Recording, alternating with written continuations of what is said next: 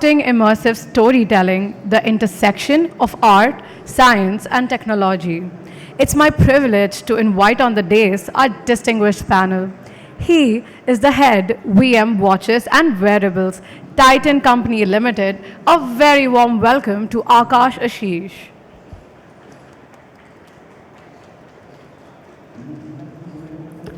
A warm welcome to the head VM and Marketing Services Lifestyle, Akash Kumar.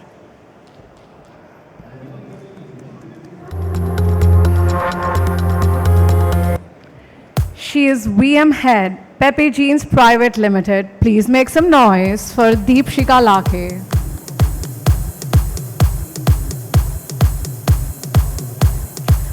A very warm welcome to the GM Head of Visual Merchandising Azort, Reliance Retail Limited, Hari Krishnan N.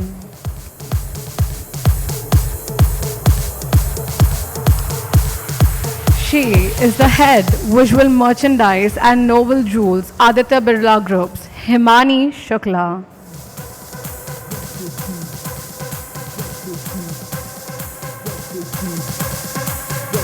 Ladies and gentlemen, let's welcome on stage our moderator, director, Ace of Space, Darshni Lal.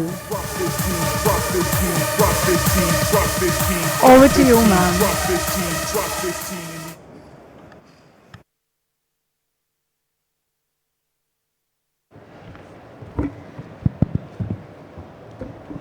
Hello, everyone. My name is Darshni, and I'm going to be moderating this panel.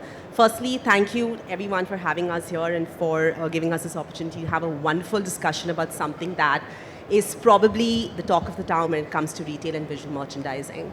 So before we dive into immersive storytelling in retail, I would like our esteemed speakers to first introduce themselves. So we can start from AA.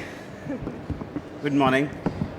I'm Akash. I head the visual merchandising for Titan Watches and Wearable. In my past history, I have worked with Aditya Birla, I've worked with ITC, I've worked with Pantaloons.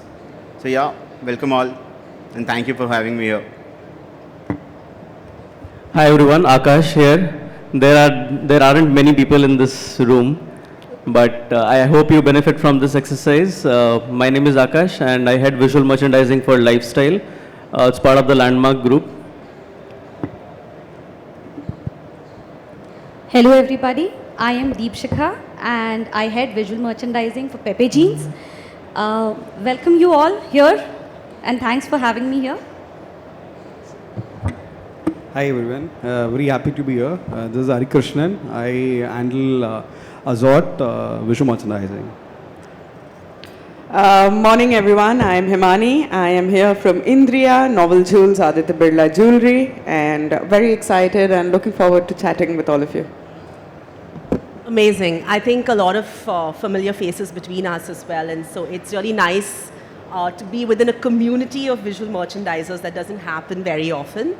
So let's dive straight into our conversation. So creative and immersive storytelling is a big part of visual merchandising. Everyone knows that. But over the past few years, we've had so many new trends coming in. And the topic that we're actually going to touch upon is this intersection, like this sweet spot, a good balance between art, science, and technology. So obviously, the most important factor driving storytelling in retail is consumers' expectations and what consumers want to see. So, Himani, let's start with you. Like, what do you think are the behavior that drives storytelling in retail? Darshni, I think in today's time, and I'm sure all of us would agree, our consumers are very, very evolved. They're very aware. And thanks to travel, exposure, technology, and everything that's available at the instance of a click, you have access, and access is just there, it's second nature to your being now. So obviously, retail stores obviously need to integrate that aspect of bringing and making anything functional and viable for a consumer that's walking in. And that brings us to storytelling. Brands are very, very sensitive about narrating and inculcating an entire message of ethical sourcing or sustainability or speaking of the heritage they come from.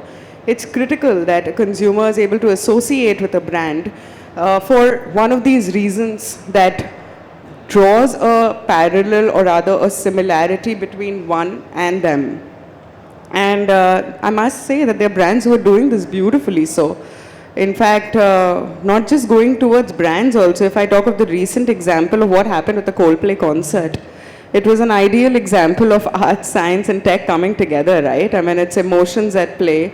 It's, immersive AI and VR that's coming in.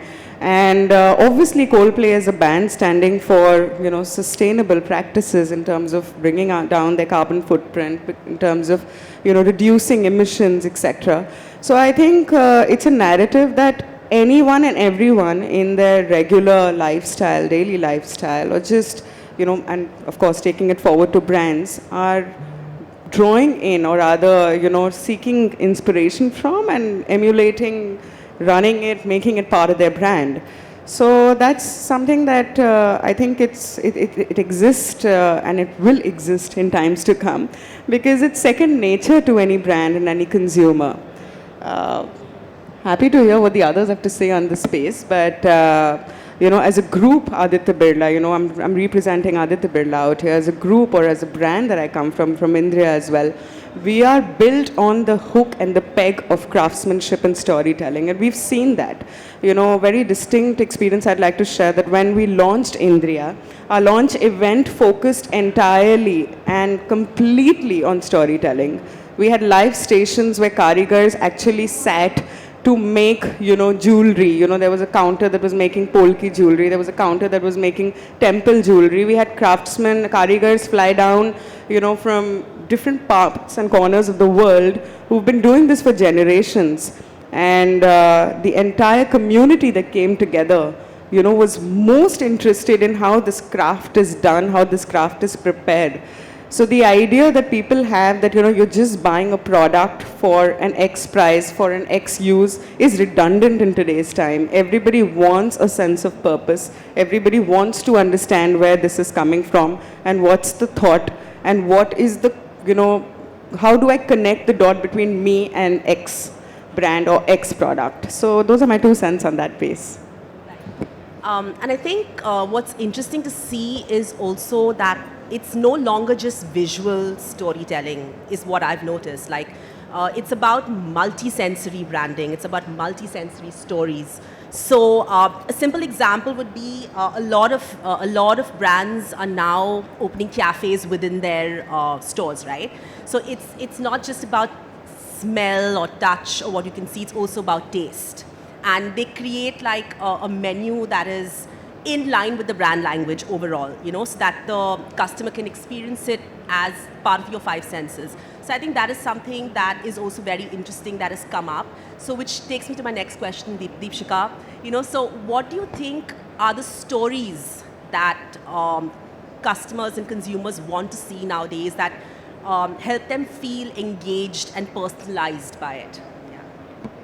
Correct. Before we move to what stories, I think what customers really want, Darshini, here are, they want the brands to be real. They want the brands to be very authentic. So by that, I mean that, the brand needs to portray what it stands for. So once customers are able to understand what the brand stands for, they're able to engage emotionally also with the brand. So those are the type of stories that the customers are looking for. And just to expand this with the help of an example, we've seen Fabindia doing a lot of sustainability. We've been seeing it for a long time. They talk about craftsmanship, they talk about sustainability, their ethical sourcing, and they've woven this into such a good pattern of storytelling that now the brand is completely known for sustainability and craftsmanship. So these are the type of stories that customers are now looking for because they want to engage with the brand, not just not very transactionally, but emotionally too. So these are the stories that customers are looking for. Right. Deepshika, I think one of the things that I've noticed as a visual merchandiser is that the stories that brands are telling also need to keep changing quite frequently. I don't know if this is something that you've experienced, but I feel like we're living in an age where it's all about instant gratification, like, with delivery apps like Swiggy and, Blinkit delivering in 7 minutes. Like, your needs are just getting gratified like so quickly.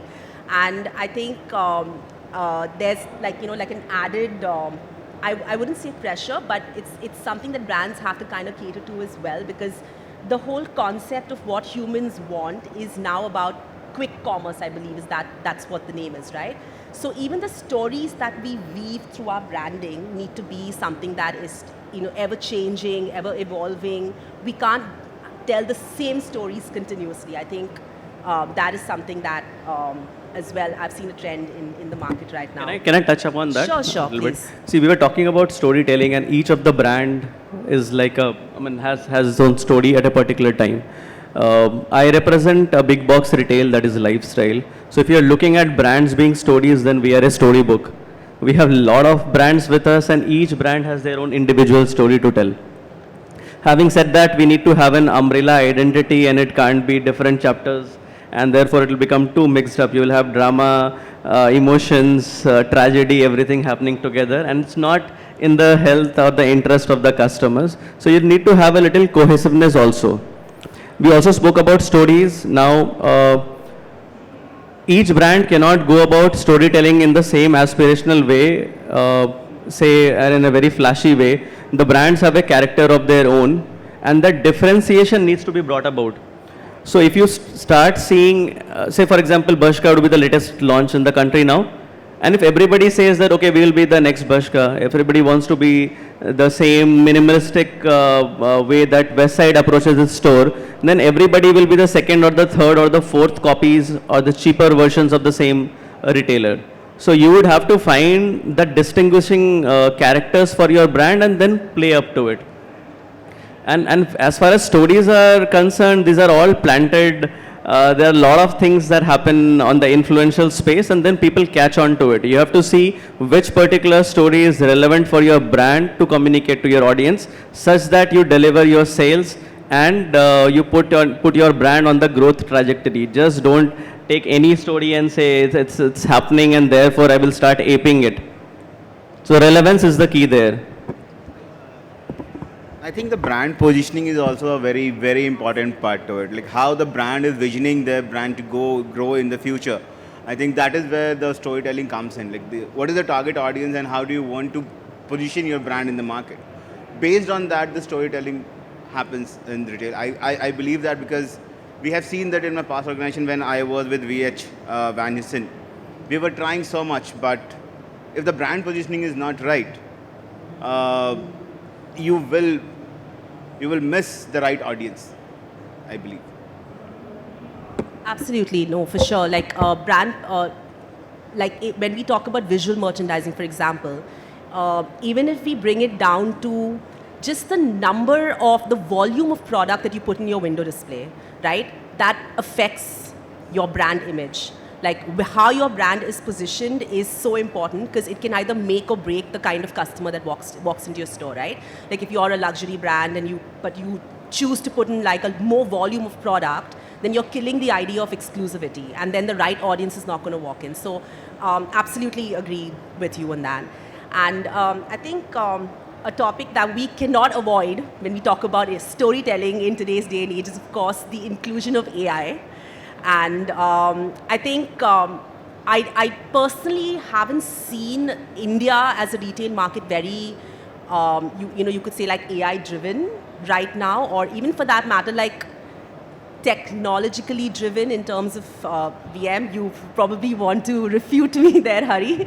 But yeah, I mean, I think what we'll do is I'll go to Akash on this one.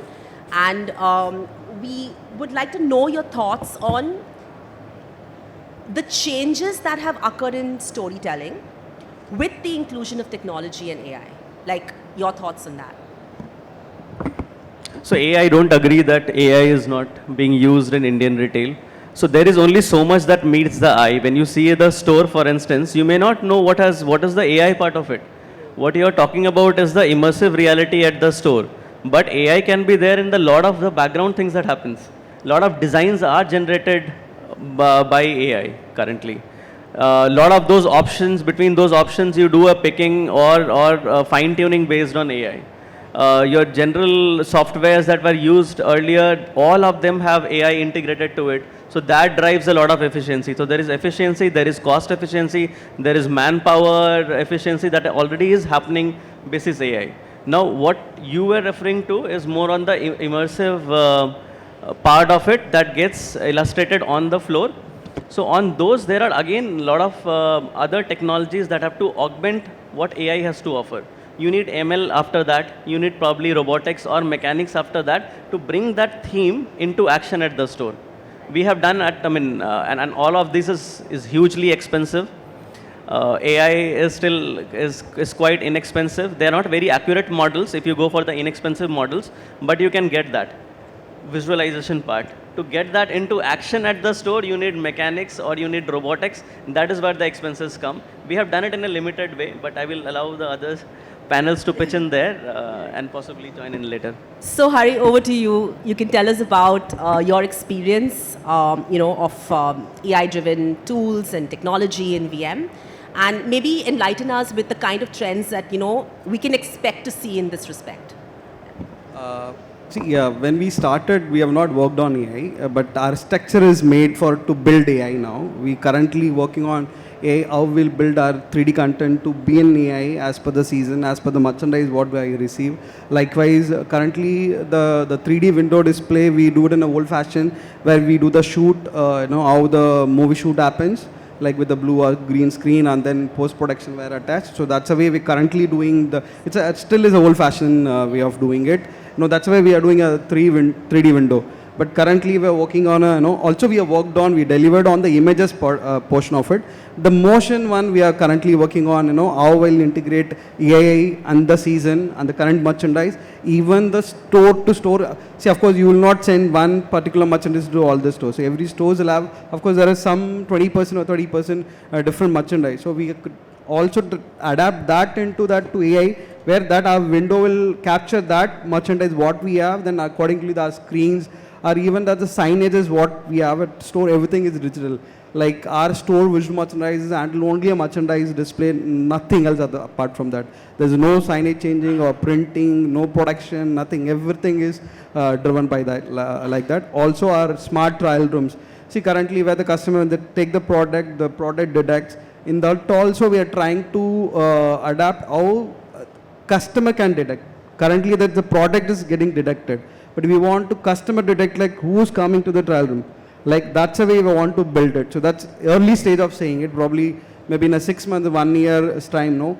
But the good part is we have a structure in space, which we have started 3 years ago, wherein everybody is talking about tech, everybody is talking about the smart trial room, which where thanks to Reliance and Azort, where we built this from 2.5 years ago. Now we are in a wave of AI to how adapt to what future wants. So that's we are currently working on it.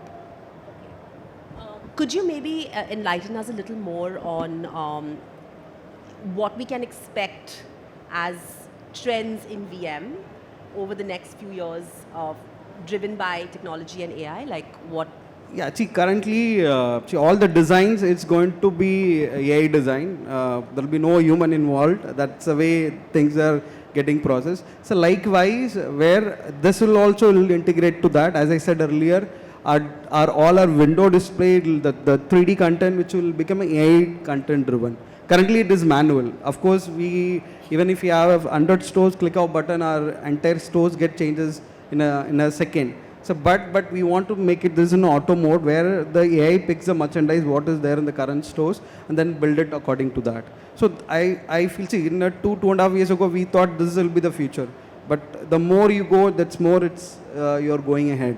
So that's a way it is going. So currently, what I visualize is that the AI is going to take a place in terms of building it up, make our life more easier and more faster, and going to give more quality work for us other than the more quantity.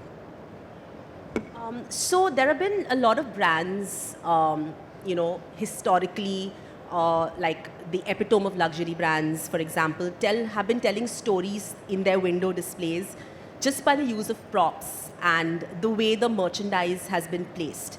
And these brands are continuing to do so, despite technology and the trends that we see. So, so there is, what I'm trying to basically highlight is that there is a group of people that may not be interested in looking at a window display that is completely like a video with like some messaging on it and some kind of a graphic design behind it, as opposed to actually telling maybe a static story just by using mannequins or props and products and stuff like that, right? So, are we going to see like, I'll come to you for this. Are we going to see like a merge of these two happening, or is it going to be like technology just taking over everything? Because the way I look at it is like it's like a one-time investment in a certain technology, right? As opposed to thinking of like a seasonal window display concept, changing it every time. But here you invest in technology, and that kind of also reduces your costs like over the longer period. Right? And then you just work with that technology and you create stories through that. So, I've always wondered whether this is something that, will we see this completely overpowering stories being told through static displays and products? Let me take this one. I personally, and it's very personal opinion, but I think we have to respond to a market basis what the market demands. So very slowly you're seeing how India is warming up to the idea of, there's so much conversation and chatter, right, about, the fact that the discussion today is about, AI, AR, VR, etc. But India is warming up slowly. Now, there will not be a moment where you will completely go, tech, and you will forget the human essence that exists. For example, there exist virtual try-ons, right? In an ideal scenario, a virtual try-on should have replaced, the concept of personal stylist that still exists with so many brands and so many cohorts. But humans, and typically Indians, are, yearning for that personal service, for that personalized service, for, that human touch. So there's only a certain degree till which you will be able to replace humans with AI. And, another classic example, for example, again, and I keep going off track from retail, but Pokemon, for example, right? The entire game took the country by storm. It immersed people into the actual world. There was VR and AR coming into the actual world. You were seeing, people were running, chasing, and then of course, it was a fad, it died down after a while. So that's how we're seeing, right? That's how as retailers, or that's how as creative ideators that we're sitting here on this group, we have to keep a pulse of where the Indian market is going, what are consumers requiring, and very rightly, Darshini, you had already said that, it cannot be stagnant. You have to keep reinventing. So even if you go tech, you have to keep reinventing tech, because it's not like you've cracked tech, so you're going to live with it. You have to keep reinventing the wheel and keep going back to the drawing board. And unfortunately, we are in a business which needs freshness, which needs rotation, which needs new stories. And they must never be repetitive. And very rightly so, as explained by Akash, that each brand has a certain DNA, and each brand comes from a space where no two brands will overlap and no two brands will be speaking the same narrative. Or even if they are addressing the same issue, they will be, addressing it in a very, very different context. That's my view on AI, VR, AR, etc. that's getting integrated. We will integrate it in technologies which will make life simpler, which will make it seamless, but we cannot negate the existence of everything else. For example, and my last example that I'll leave you with, I'm a consumer. I go to a beauty store. Now, Sephora has virtual try-ons available internationally in global stores. Am I keen on trying that lipstick virtually, or do I want to see it, how it looks on my skin in real? I'm definitely the latter. And so is the larger essence of, so is the larger group of the Indian consumer. Everyone still wants that touch feel. So, I could put in an integration of, try on jewelry virtually, see how it looks. But if I'm spending a lakh and upwards on jewelry, I will want to see how it feels, how it looks, how it appears, and how it just rests on my body. So I think there's a certain degree to which we can take AI, integration in retail, but we cannot make it the larger crux of everything. Over to you, Just Hari. add one point. If I see when I was in Shoppers or Central or when I was in Dubai, the kind of window what we used to do, probably maybe maybe before COVID, we used to do a lot of physical windows, a lot of planning required. You work for a whole night, and the morning when you see everybody eyes, it's like wow, what kind of props use, kind of backdrop use. So those days are, if you honestly ask me, those days are slightly fading off. If you see a lot of apparel brands today in India not doing windows. In fact, there is no window only. If you see the completely open store, you just have one mannequin along with the same browser with the same merchandise. So that's where we thought of, let's connect, let's not leave the legacy of, I love to, even today, if somebody tells me to design a window executive, I love to do that. But those days will definitely come back. But currently, if I don't see in next 5-6 years, no, that's not going to be there. But even if it is there, it will be going to be very clean window. There's a clean window with the 2 mannequins. That's what you see everywhere. I mean, you don't see the windows what we used to see, what we used to do, those nobody is making. So keeping that in mind, we thought of, in the 2-3 years back only, we thought, okay, let's create that. Let's not leave the legacy, and we'll keep doing what magic we did it there. Let's do that in tech. So that's what I feel in that. Anyone wants to add anything? So a lot of things to say. With each panel members, I concur to some of those ideas and I differ on some of those. So we were talking about immersive experiences. And when you talk about immersive experiences, AI is only the enabler, initial enabler. You will not see anything on the physical world if it's only about AI. A few years back, we had done this gesture-based display. So AI alone cannot do anything. You create the content and then you have to transmit it on, say, an active LED panel. And then you need ML models to train to understand the gesture of the people. And then there has to be a program or computer vision that spots it and then reacts to that element. And of course, what are we selling? We are selling fashion and accessories. So some bit of that has to be demonstrated. So most immersive, if you're talking about immersive realities, immersive experiences, they will be driven by a hybrid model only. It's difficult. And as far as trends are concerned, trend will be taken in differently by different brands depending on which stage they are in. Not every brand has evolved at the same stage. So what is very trendy or new or innovative for my brand definition may not be the same for somebody else. So those trends vary. What is definitely going to happen is that the brands or the brand owners, the brand promoters will look at VM to optimize a lot in terms of spends, in terms of manpowers, in terms of spaces. A lot of efficiency will have to be driven in the experience space. So that is definitely a big trend that is going to happen. And whether it is AI or any other such tech-based support, you will have to see whether this part you want to concentrate more on the processes or on the innovation. It can be both, but you will have to concentrate and see whether it is the processes that you want to drive, create something, and every store you want to replicate that spot on, exactly similar.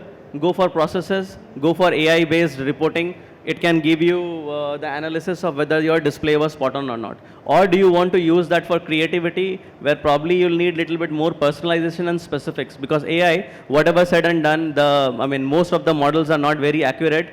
You would have to do a lot of personalization after that. So it depends on how much is your manpower width, how much is your resource width, and what are your objectives of the company. There's a vast topic there. I think, as the trend is concerned, I think AI, as rightly said, is just an enabler. We need that human touch. Even we need to write prompts, right? So the human touch is very, very, very effective. If the human touch is gone, the AI can generate anything, right? Automation, yes, we are looking for automation so that the manpower consumption really comes down. But the human touch is never going to get away from the retail, because retail works on human psychology and the need, right? If we don't understand our consumer right, AI can only give us the data if we feed the data to it, right? If we don't feed the data to AI, it will give us nothing, right? So human touch, I think, as a trend, will never go away from the market. It's a psychology-based business. Data-driven is just an enabler for us to get directions right. But yeah, I think we are never going to get away with the human touch. It will be the trend forever. Just one line to add here, Darshini. I think I second whatever Akash and Akash have said. You cannot take away art from visual merchandising. I think that remains the essence of the entire visual storytelling that we do. So definitely, AI can be enabler. Science, of course, we use for understanding what way the customer moves, what are the prominent walls, how the layout has to be. But AI can enable all of these things, but cannot take away art and science from visual merchandising. Yes, I think visual merchandisers are probably the most secure about their jobs and not worried about AI taking over. That for sure I know. Really, because I think at the end of the day, the way a VM places a product in a store is just very different from anyone else doing it. And that's why, like, it's the touch that matters. It could just be like a simple angle that you choose to place a product that can make a world of a difference, right? So this one trend that I have seen when it comes to immersive storytelling, nothing really to do with tech, but I would like to talk about it, is that I've seen a lot of brands, especially homegrown brands that are getting a lot of investment and are opening stores like crazy, is that they're focusing on the interiors of the store more than anything else. Like earlier, it was more about very like standardized interiors and lighting, and maybe giving the store like a window display space to do something creative. But if you look at brands and their store and their retail design, their approach to retail design, like if I have to point out like a few brands, like homegrown brands like Papa Don't Preach, I don't know if you've seen their store at Kala Ghoda. It's very concept driven. Then if you look at even a brand like Moonray, if you've seen their Palladium store, it's very simplistic and they've used like geometric shapes, but it's very interesting. But I feel like brands are now trying to tell visual stories through their interiors, through the kind of materials that they're using for their walls, the kind of paints, the kind of shapes that they're using with their racks, etc. Right? I think that is something that it's quite nice to see, because there was a time when visual merchandising meant nothing in India. Like if you look like a few years ago, it was not something that brands wanted to invest in, let's face it, right? It was marketing or it was operations, but not VM. And I think now to see like this whole generation of new brands, new homegrown brands that have hit the market are actually paying attention to aesthetics, right? I think that is for me a big win, an amazing consequence of years of visual merchandising, efforts towards visual merchandising. So this is, I think, another way that brands are looking at immersive storytelling as well. And just to close our discussion, Akash, what do you think is the right mix of art and science and technology, and like that sweet spot? How do you hit that sweet spot? I think if we see visual merchandising from a layman language, is art of selling, right? Is how we sell a product. So visual merchandisers, I think they are basically commercial designers, right? If an art doesn't have a purpose, it loses its impact. Whatever we design in the store, it has to have a data-driven approach, because let's say we're talking about storytelling, we're talking about trend forecasting, we're talking about AI or VR and all those things. What is the need for that? The generation has changed. The shopping patterns has changed. The Gen Zs, they go to the store where they feel like they are connected to the store. If you generally have a store which doesn't have a soul to it, they won't go. And that is a huge population right now for our retail sector. I can give you an example of Titan, where I'm working right now. We are not into too much of technology. because we see our target audience is not like that, right? So again, there is a data which is coming in, that is technology. But the art and science has to be go hand in hand. You can't just go with art or just go with technology, because then you will lose what you are actually visioning, right? So you have to mix it both and then go ahead with it. You have to get the data right, and with those data you have to design something in the store, be it your storytelling, be it your pricing, be it your marketing, whatever it is. It has to go hand in hand, I believe. Thanks, Akash. And I think we can open this to you guys if you have any questions you'd like to ask the speakers.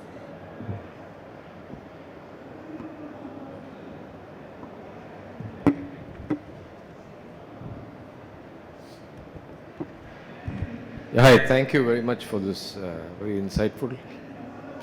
Careful. So I'm Surendra. I'm a retail design consultant. And one question I had, I mean, it's so complex, visual merchandising now going forward, right? There is art, there is science, there is technology, there's AI. What are the challenges that you have in skilling? Because the role of a visual merchandiser now is moved from just not one domain, multiple domains in which, you talked about, Akash, you talked about ML, and you're talking about, video, making video, and somebody talked about styling.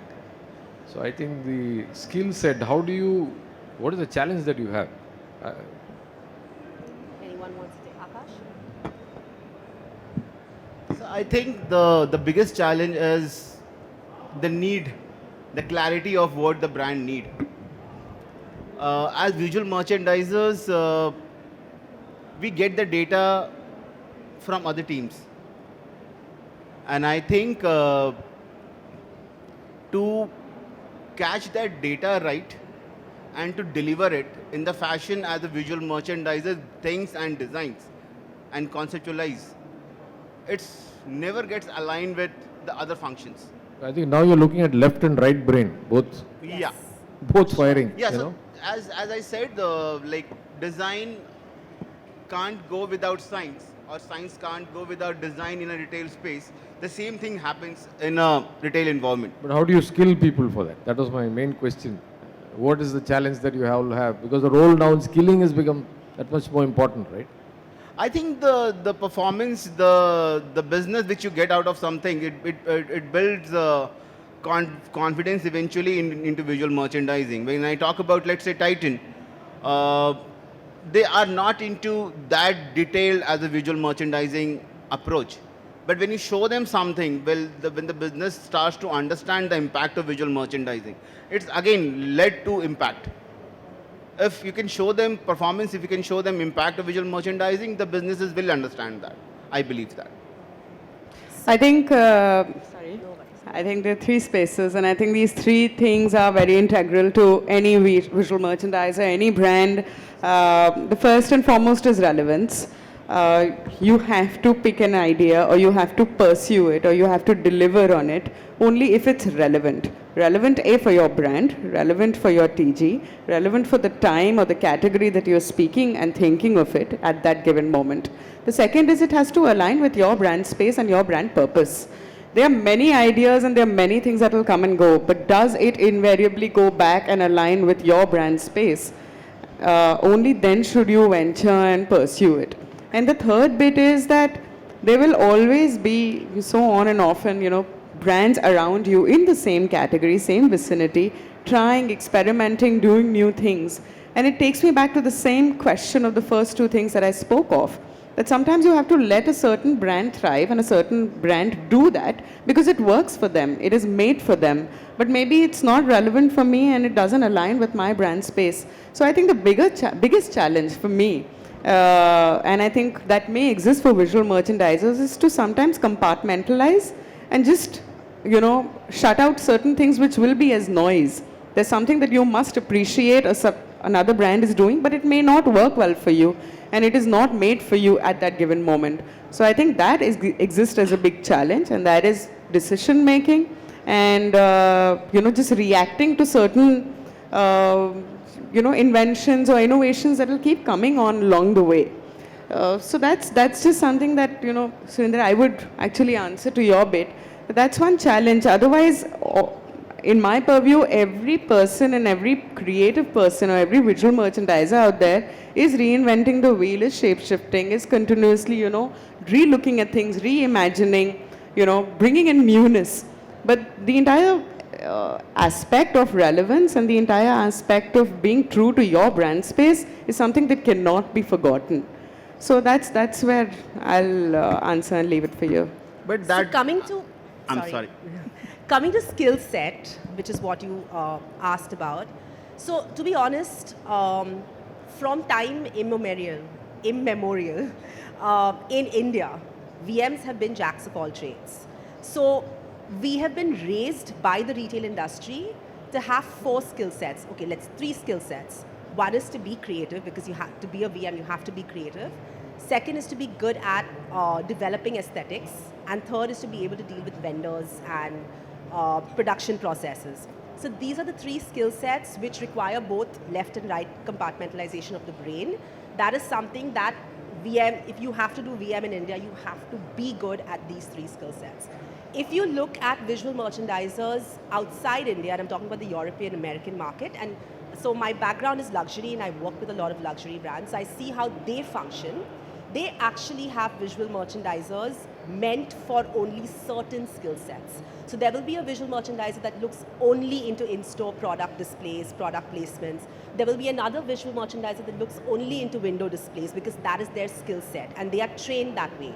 But in India, we're not. India, we are supposed to be good at all of these things. So there is no education in India when it comes to visual merchandising that is actually training students who want to pursue this career to be good in all these 3 departments. It is lacking. Our VM education is very, very lacking right now.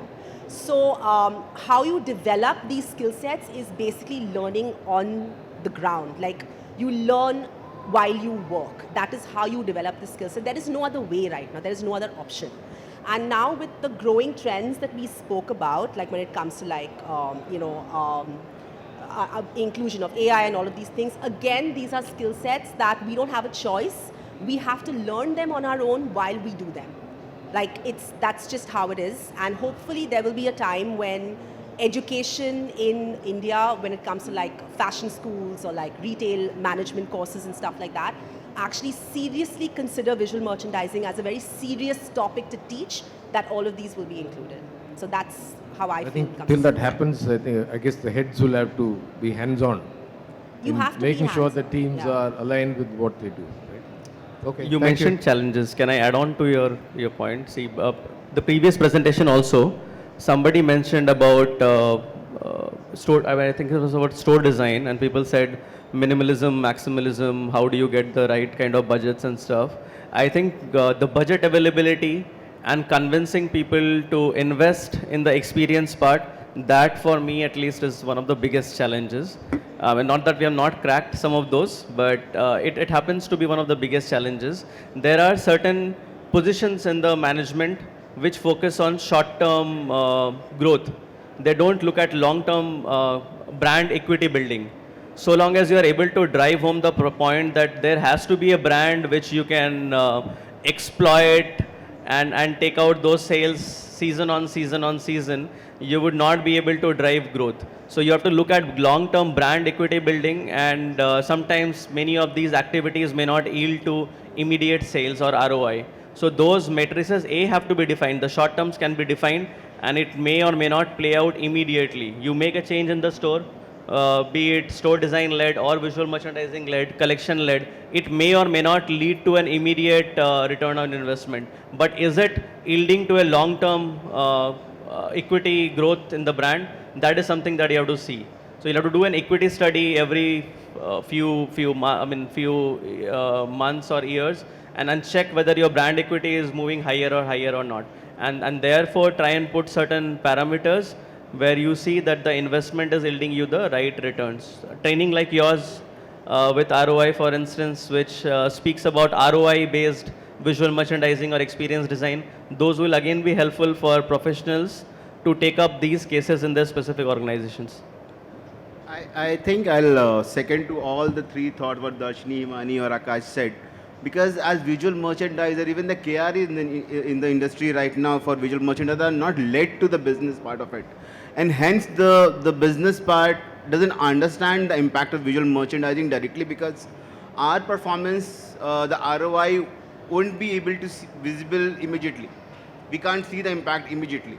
Sometimes it is there when you see there is a particularly, if you do a product-led window display or a product-led story, the performance can be visible immediately, but generally it is not. So maybe that is the reason and that is the challenge the business sees with investing too much into visual merchandising, and that is the reason I believe they take time to understand and give us permissions or approvals to do something new or to explore something new. But if we can make the KRAs for visual merchandisers, which has led to the growth and the sale part of it basically, I think that will solve a lot of problems.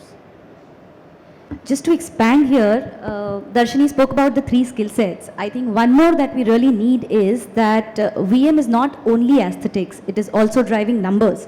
So for the VM people to understand numbers to a bit of an extent, how the organization is doing, how the store is doing, and how the difference that they have made to the store is helping or not helping is also very, very important. So basically I am hinting at them understanding the Excel churning of the numbers. So that's also one of the skill set that is becoming very, very important for us to be relevant to the business. Because there's a lot of changes that we are doing, but because we're not able to link it with the numbers, it just feels like you've made things look good and not, it's not helped the business. But to ensure that it has helped the business, that's one of the skill set we all should be now looking forward to.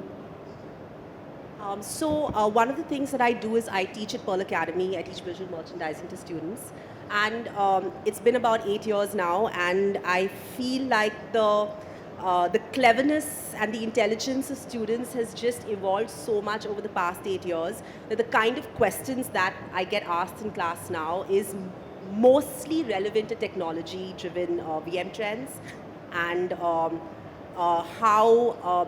what are the industry standards for VM, which is not something that they are exposed to in the classrooms. So one of the things that we work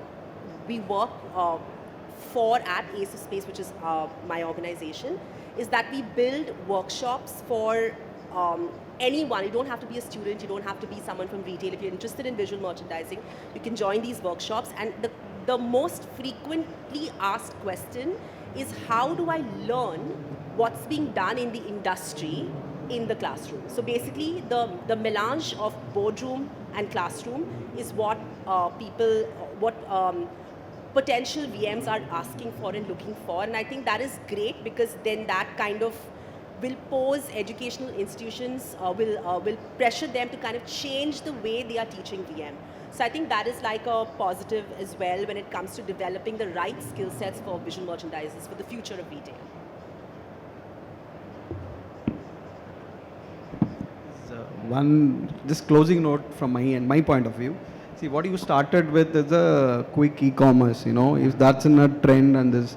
See, why people want everything, people want quick. See, today human is delivering, tomorrow drone is going to deliver that's even go and make it faster. So likewise in our retail, it is the same thing. People are expecting things to happen, quick. It's not like, I'm going to plan 6 months in advance, I'm going to have 1 month advance to plan with the vendor or signages and this. People want this like this. And even if you do it, and the expectation going to even go higher. I mean, if you make one design, and I have 5 collections, let's do 5 different windows. So today, that's where the AI can help us, you can do it better. So if we can accept today the tech and AI, so it will help us tomorrow to make it better. If we keep thinking, no, it will not come, it will thinking, it will still be there, then still you miss the gap. You accept in your mind, it is already there. No need to, think that it's going to come, it's already come. It's already working on it. So if today I am working on something, tomorrow somebody will even much faster than somebody is going to work. So things going to change faster and faster. So the way quick e-commerce is come in place today, so tomorrow this will change no matter what time it will be. Yeah. Absolutely, absolutely agree. Is there any other question?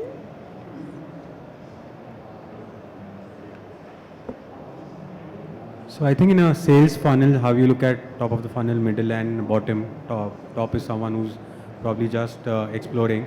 So in VM, I think, how do you think of that in terms of VM? So maybe a window would be top of the funnel, someone who's just walking past, and how do you invite that middle of the funnel, bottom of the funnel? How do you, is there any kind of connection between the two that you all explore while doing VM?